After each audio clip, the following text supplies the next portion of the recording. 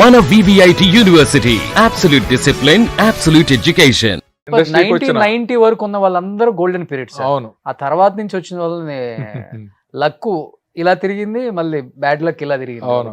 90s వరకు ఉన్న వాళ్ళకైతే గోల్డెన్ పీరియడ్. అవును. ది బెస్ట్ హైట్స్ చూసేశారు ఇండస్ట్రీలో. హిట్స్ చూశారు, ఫేము, నేము, మనీ అన్ని చూశారు. అంటే బ్యాలెన్స్డ్గా ఉండేవాళ్ళు. హిట్ వస్తే తలపొగరు కానీ మామూలు ఇంకా ఆగపోవటం కానీ ఉండేది కాదు. ఎందుకంటే లైఫ్లో ఏది శాశ్వతం కాదు.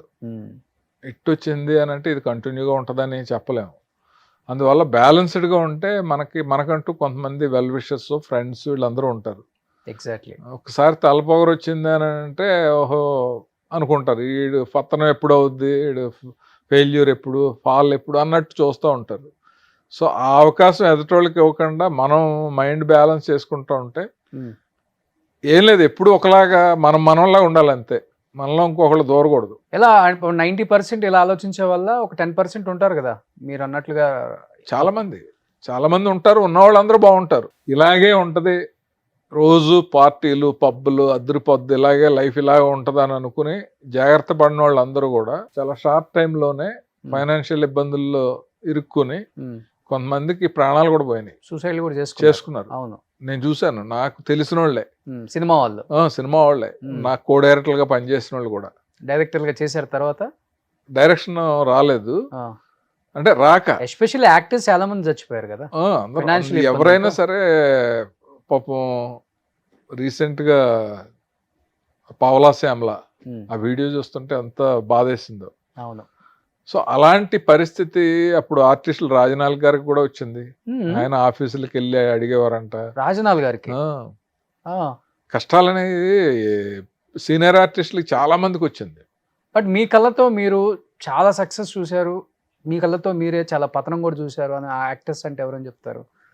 అంటే తలపొగురు కావచ్చు, లేకపోతే పతనం కావచ్చు, ఆఫర్స్ లేకపోవటం, ఫైనాన్షియల్ అది మనం మహానటి సావిత్రి గారిదే చూసాం కదా. ఇంకా ఆవిడ చూసిన పీక్స్ ఎవరో చూడలేదు. ఆ లాస్ట్ స్టేజ్ ఆవిడకి వచ్చిన పరిస్థితి ఎవరికి రాలేదు.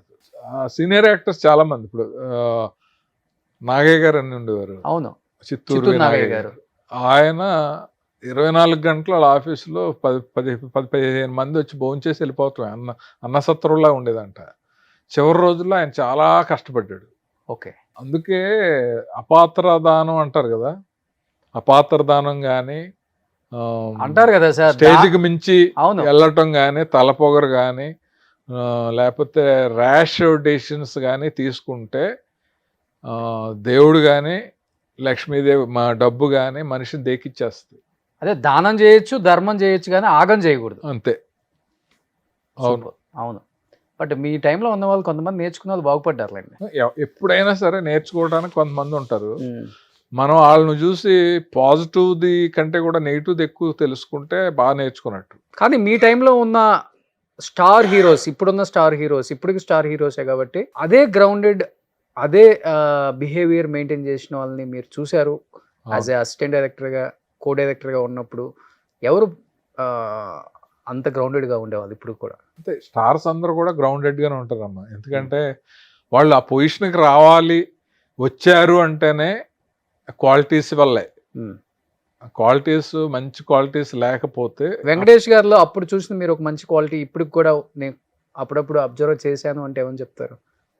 వెంకటేష్ బాబుతో నా జర్నీ చాలా ఉంది. ఎందుకంటే వాళ్ళ సంస్థలోనే నేను కో డైరెక్టర్గా పనిచేశాను. వెంకటేష్ బాబుకి లైఫ్ టర్నింగ్ మూవీస్ 3కి నేనే కో డైరెక్టర్. గణేష్, ప్రేమించుకున్నారా, కలిసి ఉన్నారు. సో ఆయనతో నాకు బాగా క్లోజ్నెస్ ఉంది. ఆయనలో ఉన్న గొప్పతనం ఏంటంటే ఏది శాశ్వతం కాదు, ఇది మన గొప్పతనం కాదు, లైఫ్ ఏదో అలా జరుగుతూ ఉంటుంది, ఫ్లోలో మనం వెళ్ళిపోవాలి. ఈరోజు ఇది చేస్తున్నాము అని అంటే చేయాలని చేస్తున్నాము అనే ఫిలాసఫీ ఒకటి బాగుంటుంది. అప్పటి నుంచే ఉంది అది. తర్వాత ఫ్యామిలీకి ఇంపార్టెన్స్ ఇవ్వటం, వేరే వాళ్ళ గురించి అనవసరమైన మాటలు మాట్లాడకపోవటం. మేమిద్దరం చాలాసార్లు కూర్చున్నప్పుడు అలాంటి డిస్కషన్సే వచ్చాయి. ఓకే. సో అవన్నీ కూడా మనం నేర్చుకునే. ఎందుకు నేను యాక్టర్గా కొన్ని కళ్ళనీళ్ళు పెట్టించే సీన్స్ ఆయన్ని పర్ఫార్మెన్స్ని ఫాలో అయ్యి గుర్తు తెచ్చుకుని కూడా చేసిన సందర్భాలు ఉన్నాయి. ఎందుకంటే కలిసి ఉన్నారాల్లో ఫోటోల సీన్ ఉంటుంది. ఆ సీన్ ఇప్పటికి అది నేరేట్ చేస్తుంటేనే కళ్ళం నీళ్ళు వచ్చేస్తాయి. ఓకే. ఆ సీన్ అప్పుడు ఆయన ఇద్దరం కలిసి అలా భుజం మీద చేసి ఆయన డైలాగులు చెప్తూ నేను చెప్తూ అలా అలా ఆ సీన్ అంతా చాలా బాగా వచ్చింది. ఓకే. అదే ఇది నేను నచ్చావులేలో నా వైఫ్ చనిపోయినప్పుడు కొడుకుతో మాట్లాడే సీన్ ఒకటి ఉంటుంది. అది చూసినప్పుడు ఎవరికైనా కళ్ళం నీళ్ళు వస్తాయి.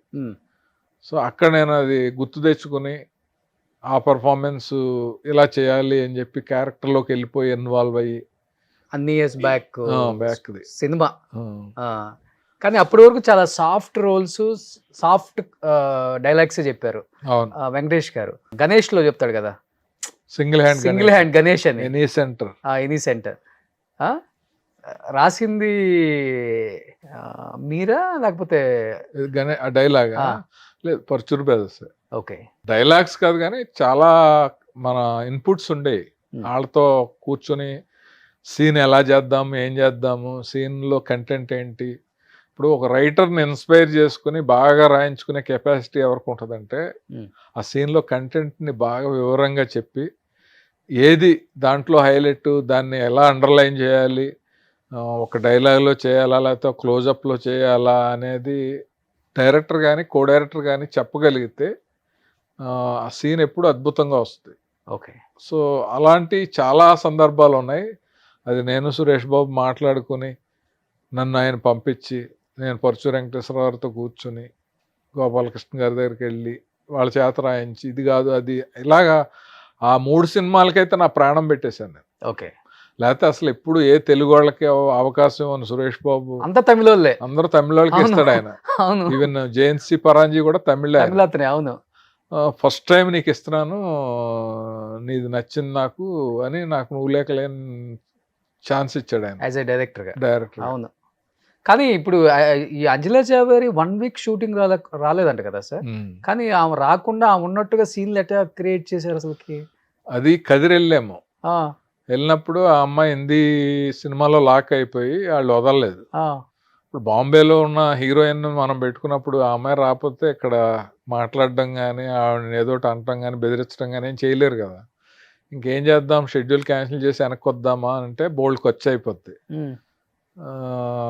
సురేష్ బాబు ఏం చేద్దాం కాసి ఆ అమ్మాయి వర్క్ అంతా సపరేట్ చేసి ఆ అమ్మాయి లేని వర్క్ అంతా సపరేట్ చేసి స్టార్ట్ చేద్దాం అన్నాడు. 2 రోజులు అయిపోయింది, ఇంకో 2 రోజులు కూడా రావట్లేదు అన్న. అప్పుడు చెప్పాను నేను జయంత్ గారితో మాట్లాడి సీన్లోనే ఆ అమ్మాయి లేని షాట్లు తీసేద్దాం అని చెప్పి ఆ అమ్మాయి ఉన్న సీన్లు అన్ని సీన్లలోనూ ఆ అమ్మాయి లేని షార్ట్స్ అన్నీ తీస్తాం. అలా 2 రోజులు మేనేజ్ చేసాం. తర్వాత ఆ అమ్మాయి వచ్చాక ఆ క్లోజప్లో తీసి ప్యాచప్ చేసాం. కానీ థియేటర్లో ఎక్కడ ఏం తెలియదు, దొరకలా, ఏమీ తెలియదు. ఎందుకంటే అలాంటి టెక్నిక్ రాఘవేంద్రరావు ఎక్కువ వాడేవారు అట్లా. మేము వినేవాళ్ళం. ఓకే. ఎవరైనా ఒక ఆర్టిస్ట్ రాకపోతే మేనేజ్ చేసి తీసి తర్వాత ఆర్టిస్ట్ వచ్చినప్పుడు క్లోజప్లు తీయటం అనేది ఆయన బాగా సిద్ధహస్తుడు ఆయన. సుమన్ టీవీలో మీ పర్సనల్ అండ్ బిజినెస్ ప్రమోషన్స్ కోసం కింది నెంబర్కి కాంటాక్ట్ చేయండి.